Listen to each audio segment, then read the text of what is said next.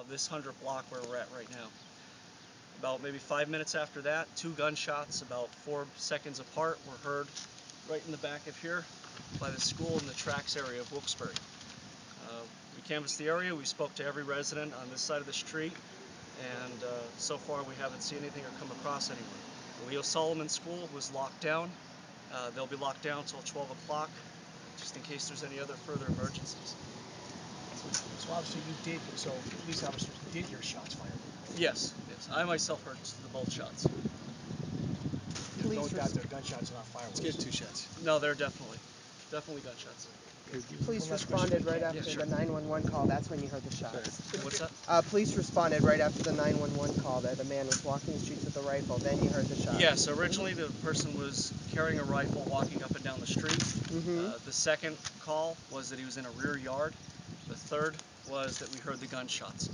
Now, just to clarify, the reason you can't trace the 911 call? It came back to somewhat of an old track phone.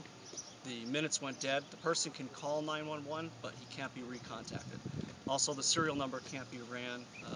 Unfortunately, Sprint and Nextel purged their records after so many years.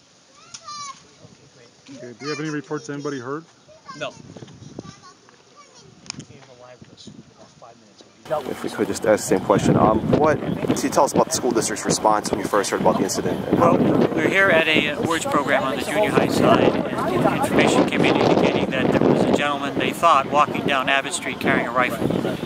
Immediately, both Mr. Walski and myself, we called a lockdown for the entire building. I notified Mr. Flynn on the elementary side, and the building was locked down in an orderly fashion. We did have to get some students in off the field because it is the junior high field day today. It was just beginning, actually.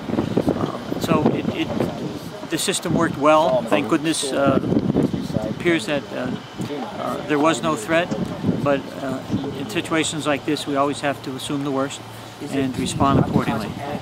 Again, as I indicated before, I need to highly commend the state police, Wilkes-Barre City Police, Plains Township Police, and our internal police force. How beautifully they came together and they did what was necessary to protect this community and especially our school. Think about what they said happened here. When the helicopters were flying over, they were very, very loud, and I was wondering what was going on. I thought maybe that Geisinger had an accident victim, and they were picking up an accident victim in the Plains Solomon School down here. And when I walked outside and I saw the unmarked state police vehicles and that, and I knew there was something more than that going on.